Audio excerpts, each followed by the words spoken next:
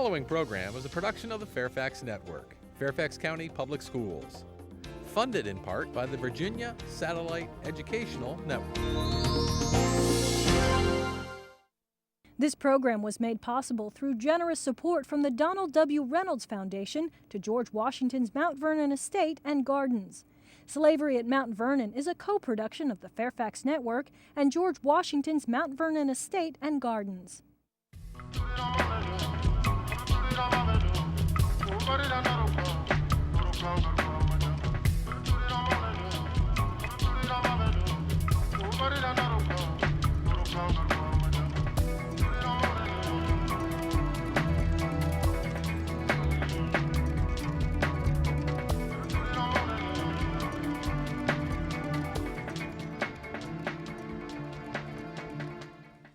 Hello, I'm Larry Earl, Manager of Planning and Administration of the Historic Area Division for the Colonial Williamsburg Foundation. Welcome to our program on slavery at Mount Vernon. In the next 45 minutes, we will answer questions from students in our audience, as well as those watching in classrooms across the country. Joining me in this Distance Learning Center at the Donald W. Reynolds Museum and Education Center to answer these questions are Philip Morgan, Harry C. Black Professor of History at Johns Hopkins University, and Dennis Pogue, Associate Director for Restoration here at George Washington's Mount Vernon Estate and Gardens. Later in the program, we will be joined by Rulamine Quanders and Zuni Matima, who are direct descendants of two enslaved women who lived and worked at Mount Vernon under Martha Washington's supervision. Before we begin the questions and answers, let's take a look at this short video about the growth of slavery at Mount Vernon. The institution of slavery dates back to antiquity. It arrived in the Americas with the European colonists. In Virginia, where tobacco was the colony's primary cash crop, slavery took root as early as the 17th century. By the early 18th century, the system flourished, and thousands of enslaved Africans were sold each year to labor in the tobacco fields, as well as to serve in the homes of the colony's elite. The system of slavery that developed in the American colonies was known as chattel slavery, whereby a slave was the absolute legal property of its owner. George Washington was born into a family and a society that accepted the idea of slave labor. Although not at the highest level of that society, Washington's family was still a member of the elite landed tobacco culture society, which was dependent upon the labor of slaves. Washington became a slave owner at the age of 11 when his father Augustine died, leaving young George 10 slaves. In 1754, Washington began leasing Mount Vernon from the widow of his older half-brother Lawrence. He inherited the estate outright upon her death in 1761. Mount Vernon was comprised of approximately 2,000 acres and 14 slaves. In 1759, Washington married the wealthy widow Martha Dandridge Custis. The marriage brought him an instant family, Martha's 2 children by her first husband, Daniel Parke Custis, as well as 1/3 of all Custis property, including an additional 84 slaves. These slaves were referred to as dower slaves. Because Daniel Custis died without a will by Virginia law, 1/3 of his property went to his widow for the duration of her life, but with certain restrictions. Martha Washington could not free those slaves, and if she sold them, the monies raised would revert to the Custis estate. Furthermore, all dower slaves and any children born to female dower slaves would revert to the Custis estate upon her death. 11 of the dower slaves came to Mount Vernon with the newly married Mrs. Washington in 1759, bringing the estate's enslaved population to approximately 50. The period of 1759 to 1775 was a time of tremendous growth at Mount Vernon. Washington expanded his land holdings, switched from tobacco to wheat as his cash crop, and opened a merchant mill. The slave population grew through purchase and natural increase, although by the late 1770s, averse to splitting apart families, Washington stopped selling slaves without their permission.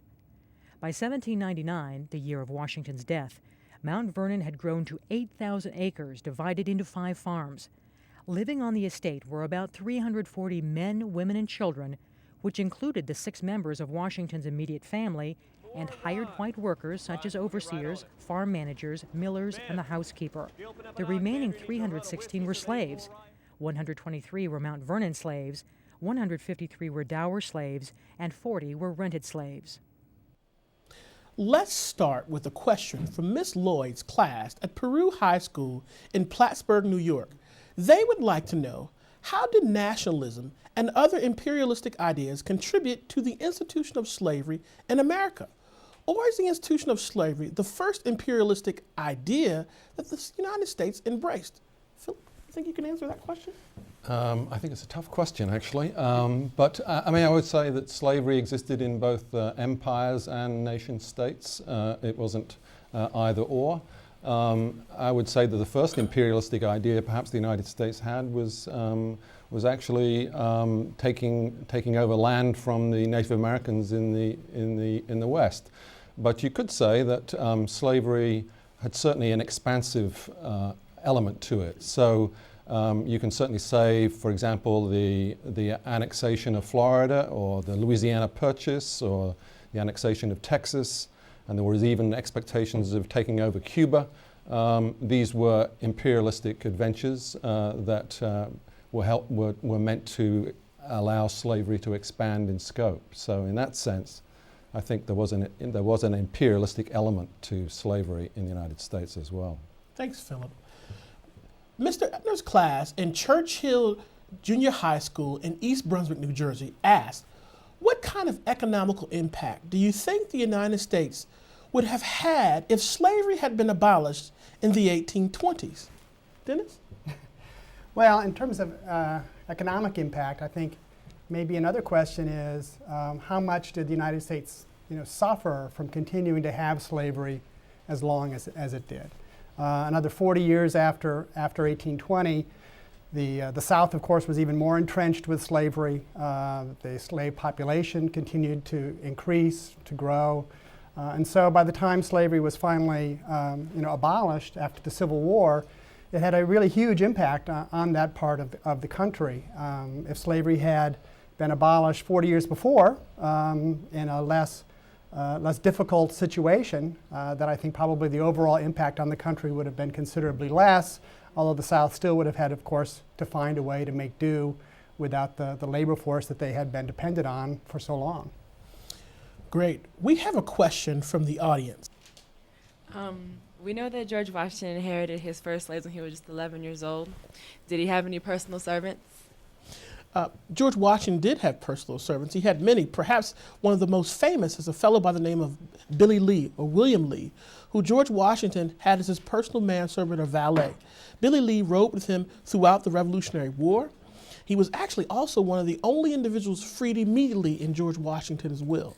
There are many others, like Frank the Butler, his brother, and many others like Peter Hardeman, even the horseman. Our next question is from our studio audience as well. We have Alex, who has a question.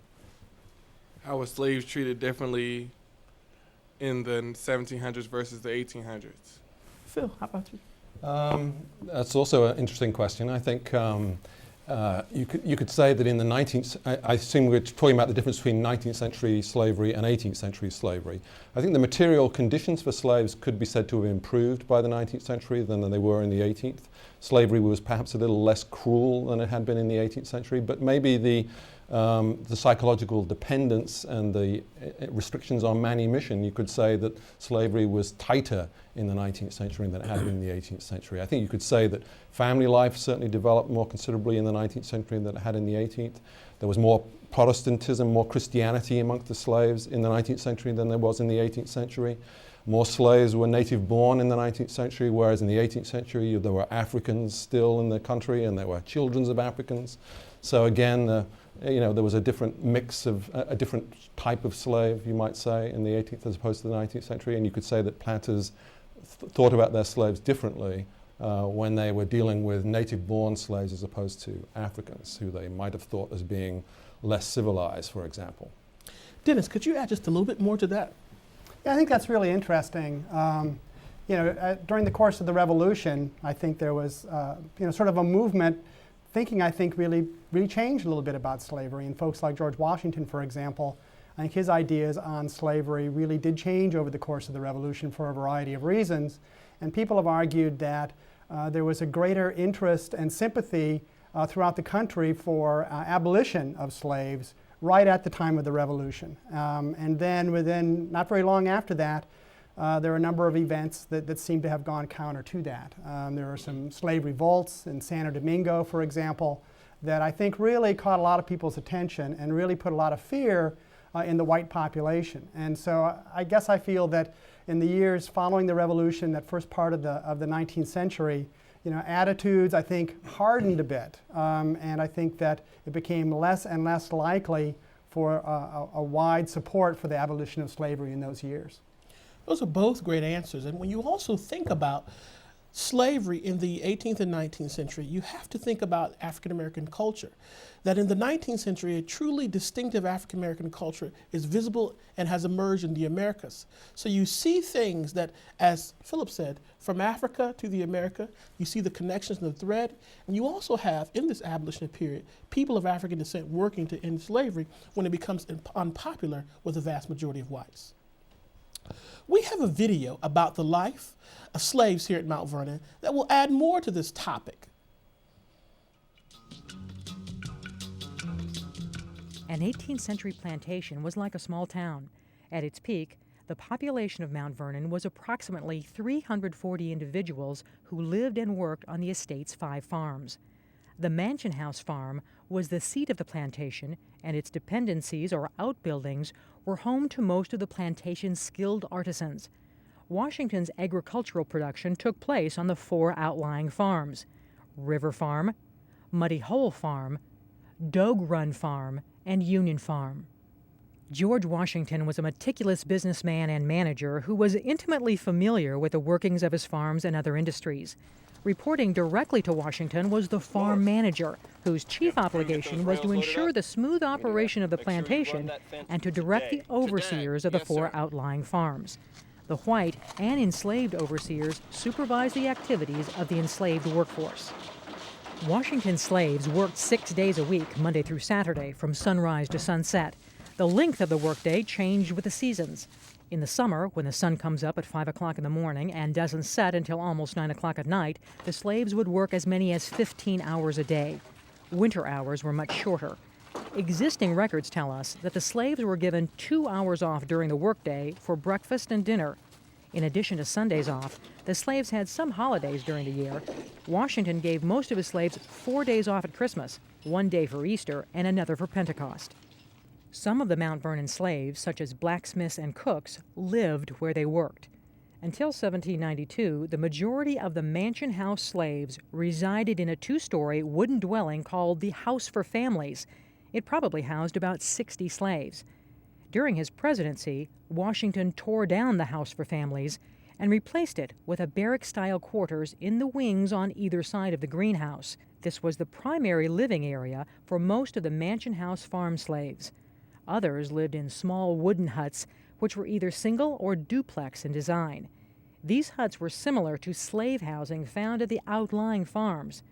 There is some evidence that the quarters at the outlying farms were often impermanent in nature and could, as Washington once directed, be picked up and moved to another location.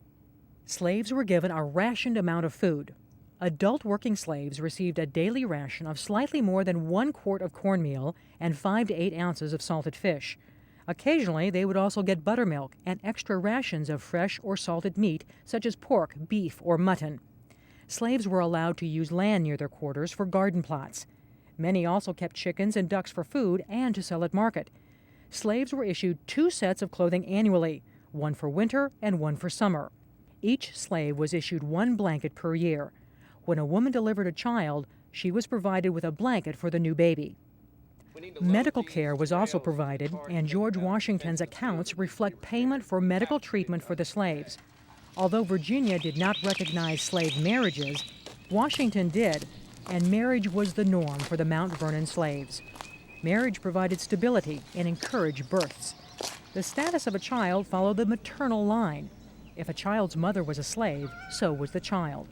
A child born to a free woman was also considered in the eyes of the law to be free. Perhaps most importantly, marriage provided slaves with a sense of continuity, family, and community. However, depending on their jobs, husbands and wives did not necessarily live on the same farm, often resulting in separation of families. Children usually lived with their mother. Spending off time with friends and relatives was very common. Slave children, too young to join the workforce, appear to have done small jobs for their own families. As soon as the child was of an age to join the workforce, generally between the ages of 11 and 14, children became part of a transitional group called working boys and girls who assisted on the farms. An exacting taskmaster, George Washington expected the Mount Vernon slaves to work hard and produce much. He was often disappointed. He tried both reward and punishment to induce compliance. However, there was no real incentive for slaves to work harder. Slaves used a variety of means, both passive and aggressive, to rebel against slavery.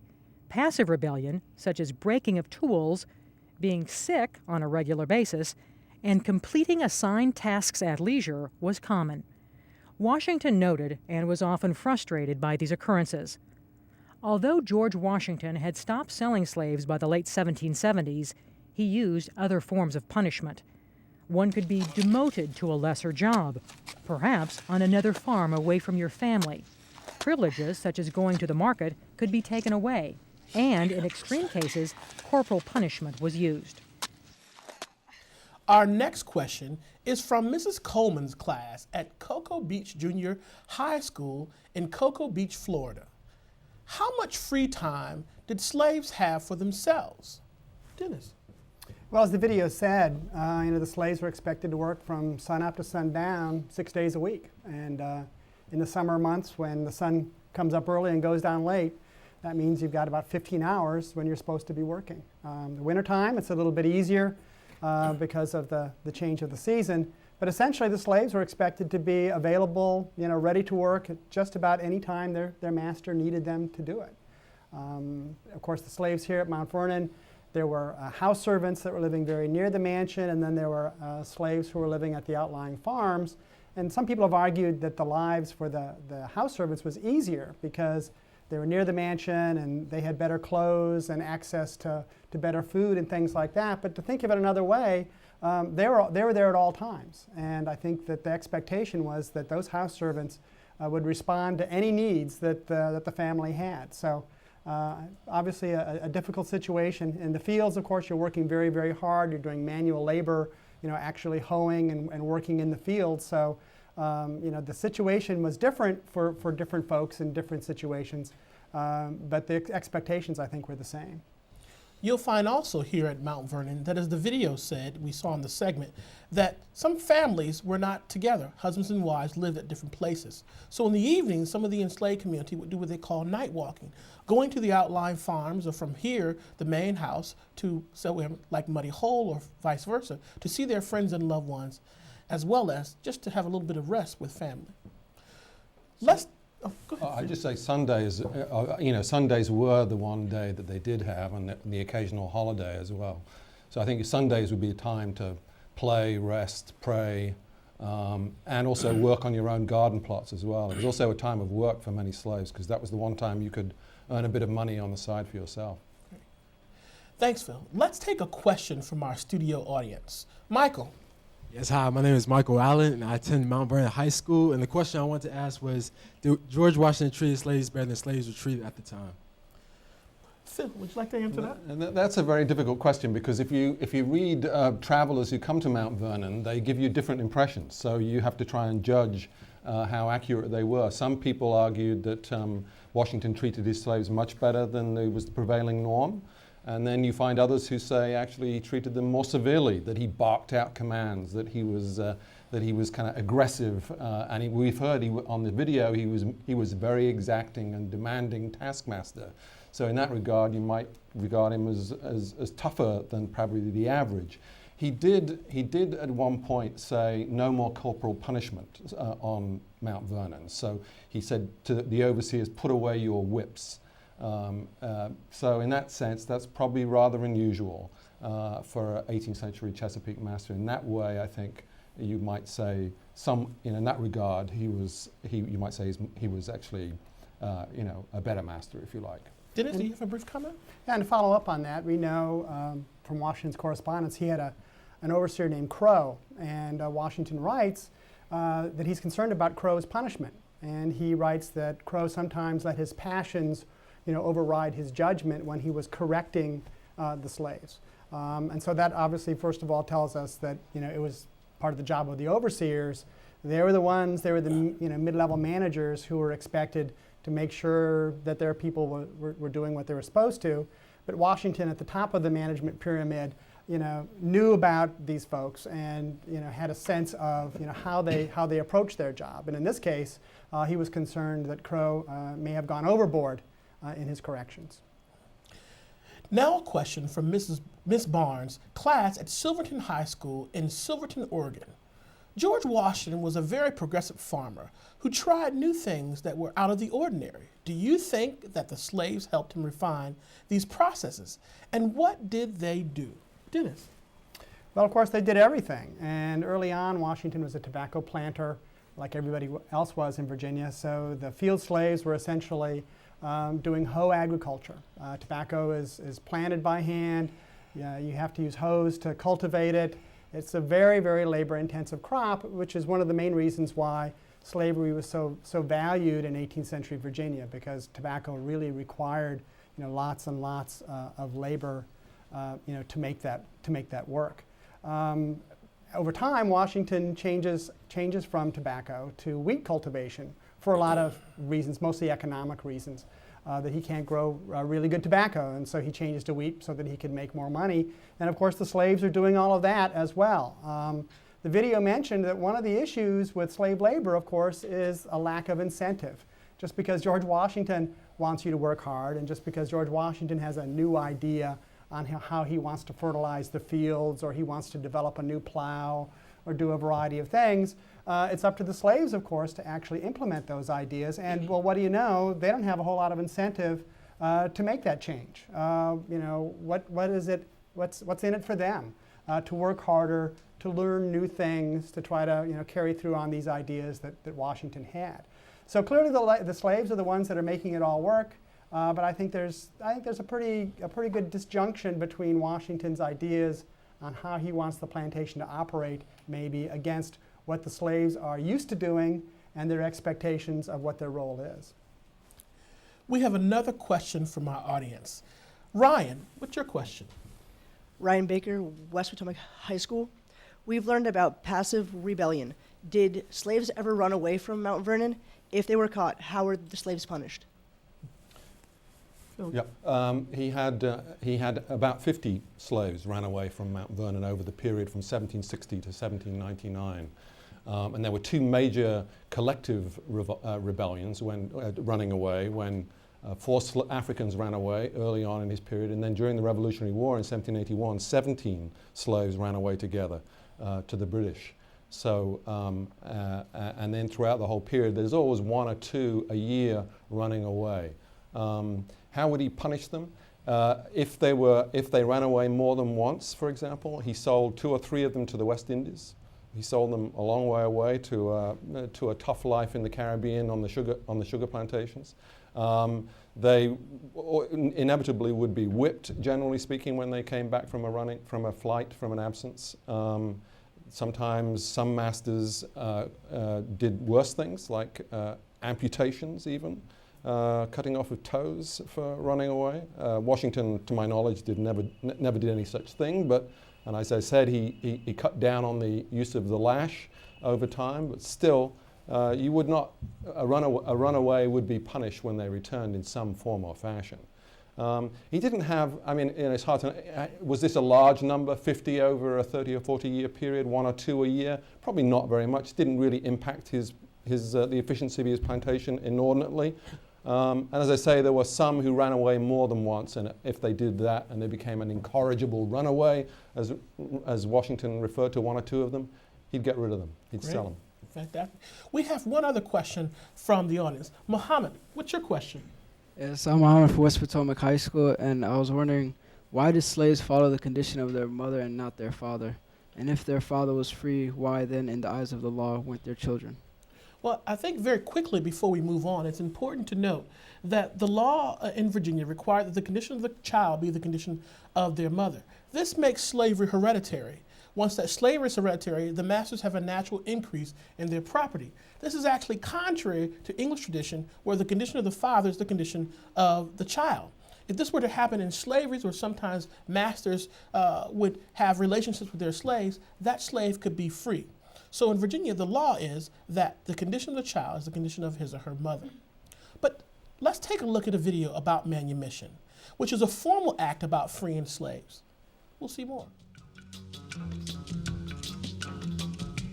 George Washington spent 8 years leading the Continental Army during the Revolutionary War.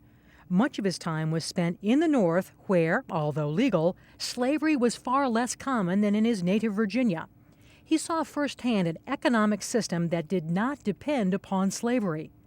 Perhaps more importantly, the ideals for which he was fighting directly opposed a system that viewed human beings as property. By the end of the war, he saw African American troops fighting side by side with whites in the struggle against the British. He had also heard the ideas of close friends, such as the Marquis de Lafayette and John Laurens, who opposed the institution of slavery. It is almost certain that George Washington saw the irony in this situation. By 1794, this attitude was clearly expressed in a letter written to a friend. Were it not, then, that I am principled against selling Negroes as you do cattle in the market, I would not, in 12 months from this date, be possessed of one as a slave. There was also a strong economic reason for Washington's changing attitude toward the use of slave labor. He was a very practical man, and both his calculation of the fiscal return on slaves and his experiences at Mount Vernon made him question the economic viability of the system. At Mount Vernon, Washington was responsible by law for feeding and clothing a community of more than 300 people, almost half of whom were either too old or too young to work. As a businessman, this may have affected his views on slavery. Whatever his reasoning, we know that his attitude toward slavery began to change, and in 1778 he instructed his farm manager at Mount Vernon to stop selling slaves, stating that he was opposed to breaking apart families. In 1786, he wrote to a friend that he would like to see a plan adopted by the legislature for the gradual abolition of slavery. I never mean, unless some particular circumstance should compel me to it, to possess another slave by purchase, it being among my first wishes to see some plan adopted by which slavery in this country may be abolished by slow, sure, and imperceptible degrees. On August 18, 1799, in a letter to his nephew, Robert Lewis, Washington wrote, I am principled against this kind of traffic in the human species, and to disperse the families I have an aversion. George Washington explored various means of freeing his slaves. However, he also recognized the impact manumission would have on the enslaved community when the Washington slaves were freed and the Custis dower slaves remained enslaved. Over the years, intermarriage between the groups had helped shape the Mount Vernon community.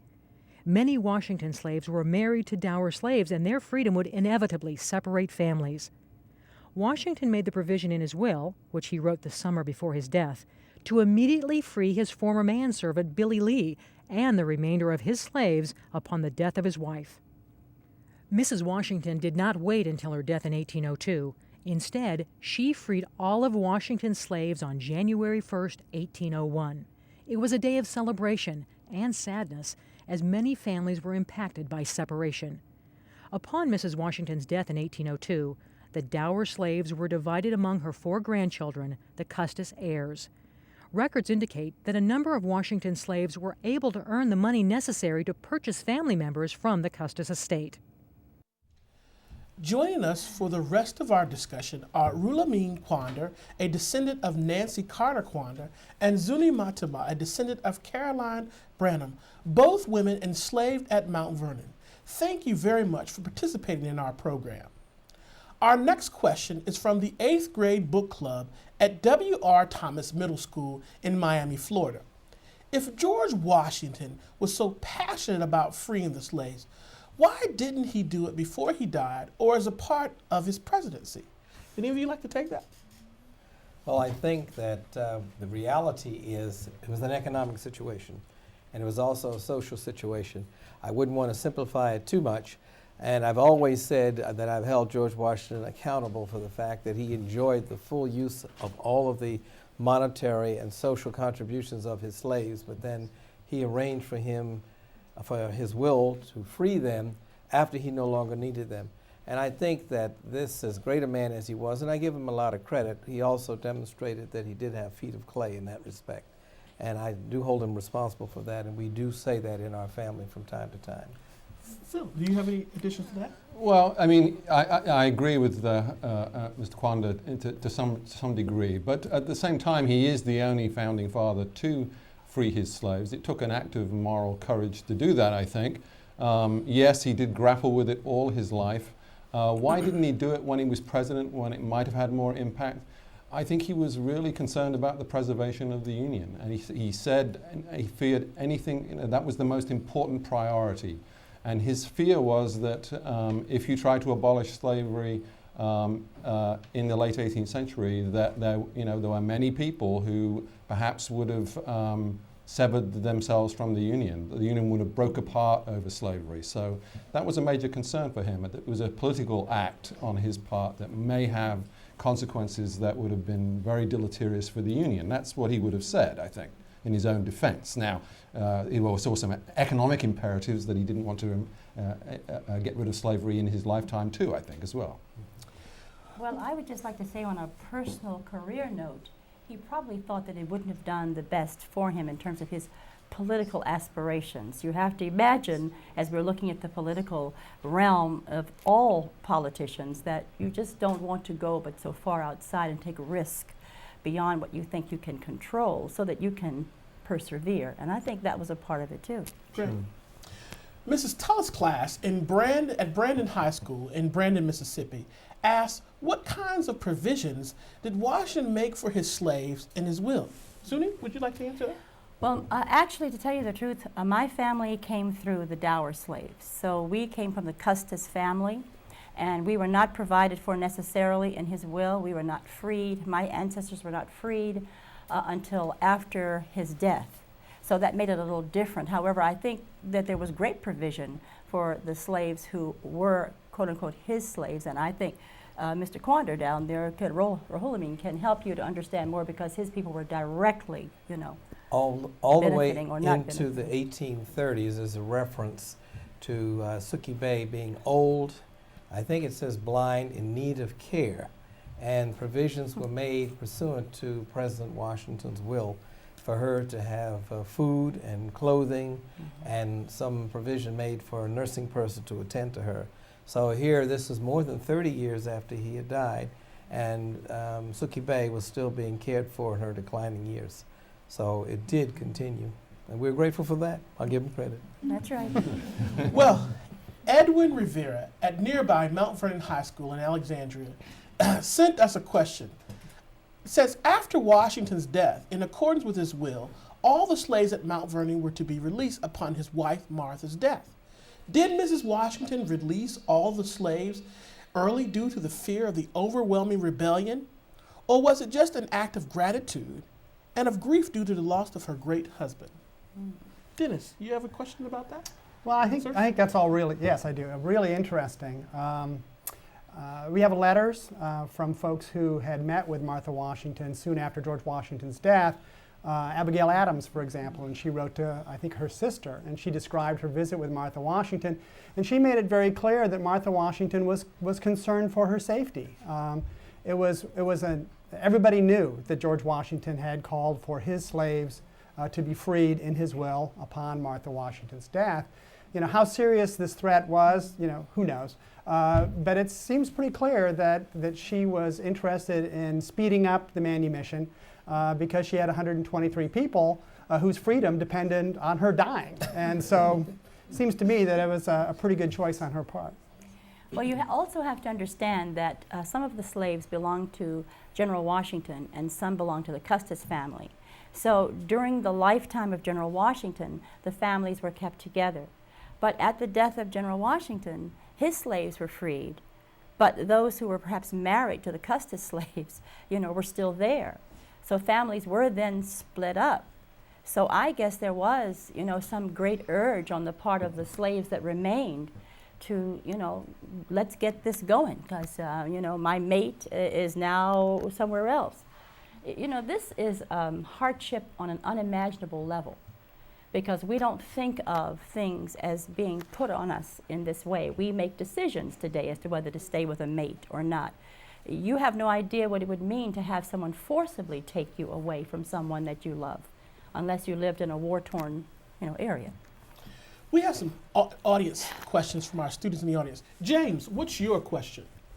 My name is James Parker from Mount Vernon High School, and my question is, what role did your ancestors play at Mount Vernon? Susan, how about you? All right. My ancestor was Caroline Branham, and she was a personal maid of Martha Washington. That means that she took care of all of the personal needs of the First Lady. That was the first Lady. And also she helped with all of the visitors, cleaning the rooms, lighting the morning fire in the Washington's bedroom, just everything, waxing the candlesticks, waxing the floors, doing everything that had to be done within that home. And that meant 7 days a week many times, because visitors showed up with quite regular visits. And it was kind of interesting back in that time, because visitors had no motels to stop with, so they actually had to just come by with a letter of recommendation from someone that the host would know. So the home was always filled with guests. Now, the Quander ancestors were not in such a glamorous position. Most of them were working over at River Farm, and Nancy Carter Quander, for example, was a spinner, and of course making all sorts of cloth and fabric for whatever was required. But the Quander family is descended from several lines of people who were here in service: the Lears, the Carters. We have other names, Jasper and other names, several names. So different people were spread out at different places, and they were primarily in more manual and menial positions. Well, we have another question from Brittany, who's from West Potomac High School. Yes, my name is Brittany Boykin, and I do attend West Potomac High School. And my question is, West Potomac is located on Quander Road, and I was wondering, did this land originally belong to your family, and how did they acquire it? Well, what happened is Charles Henry Quander, dairy farmer, worked for the John Stun family. And the John Stuns were friends of the Washingtons. I don't know the details right now. And when manumission came, they didn't tell him that he was free, and he worked quite a bit of extra time. And then when he found out, they paid him some money. And he used that money to purchase some land. And eventually, over time, he acquired 88 acres along the Quander Road area, or the area that is now Quander Road, in the Springbank area. And that land came into the family, I have to check the deeds, but I think in the 1870s up until the present time, and quite a bit of the land that's along Quander Road is still in the family, although public schools are on a portion of the rest of it. We have another question from Melissa. Hi, I'm Melissa Whalen from Mount Vernon High School, and my question is, were your ancestors freed after the death of General Washington, and if so, what did they do? Well, let me just answer a little bit of that quickly. I've already answered part of it. They stayed in the area, primarily around Mount Vernon and in Fairfax County, and very quickly, when you check the records of registration of free Negroes in Fairfax County, you see they begin to emerge from farmers and laborers, and eventually become carriage drivers and butlers and cooks, and then the generation after that, teachers and preachers, down to the present generation. But predominantly, they stayed right there in the area. There's more than one branch of the family, but I'm speaking specifically about the ones that were in the Quander Road or Woodlawn and Springbank area. Thank you. I would say about the same thing with my family. Of course, as I say, my family was released with the death or with the will of Mrs. Washington. I mean, her will, not an actual will. And I think that what we saw was attorneys, teachers, of course, naturally, butlers, I'm sure, cooks. But most of the history that I've come by would be the ministers and the lawyers and the teachers. Creating the first black library in Alexandria, which is still there today, named after Caroline's grandson, Robert Henry Robinson Library, and it's still there today. And so, you know, the desire to excel the desire to become involved in politics as citizens to change the world and to change this country was something that I am so proud of, because I have ancestors, descendants also from Caroline, that were editors of newspapers and created, their own forums with readerships of like 5,000 to 6,000 to 8,000 in New York as well as in this area. So these are people that wanted to educate others, to edify them, to find out what could we do as a nation to come together. And this is a large step for people who came from an ancestor whose life was, so limited by others. I think it's a lesson. Every day I try to Fantastic. do that. We have a question from Trina. Trina, what's your question? Hi, my name is Trina from West Potomac High School, and my question is, given that your ancestors were slaves of George Washington, what do you think of him today? I'm going to ask that our panelists give a brief, from both, starting with you, Ruleman, and then Zuni. Okay. I hold George Washington in high esteem. He was the father of our country, and he rightly earned that particular appellation, and I hold him in that. But at the same time, I recognize that none of us is perfect. We all could have done something differently.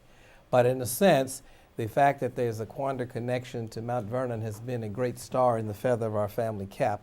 I'm working on a book right now that's going to come out and talk about the Quander family history in detail. But I have a very positive impression of George Washington, recognizing him as a man of his time, a man of his day. And I hold him accountable, but, as I've explained earlier, not that accountable. Very quickly, Zuni. How do I explain this to you? I can't. All I can tell you is that for whatever reasons there is in history, time, and space, I simply adore him and love him. And I cannot explain it to you, and I won't even try. I'll simply tell you that this is true, even though I love my ancestor, Caroline, and I do everything I can to bring her to the forefront in everything that I do. But that is the truth of it. I respect the man. I love him. And I'm just always glad to be in the presence of what he has done. Thank you so much.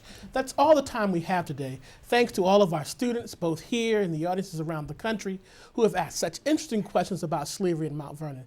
And thank you to our participants, Dr. Philip Morgan, Dennis Pogue, Mr. Rulemin Quander, Ms. Zuni Matama. Thank you all for your thoughtful answers to those interesting questions. And thank you finally, Mount Vernon, for hosting this wonderful event. If you are going to be in the Washington, D.C. area, please consider visiting historic Mount Vernon. An enjoyable educational experience awaits at the galleries of the Donald W. Reynolds Museum and in the gardens and buildings of George Washington's beautiful home. I'm Larry Earl. Thank you for joining us for a look at slavery at Mount Vernon.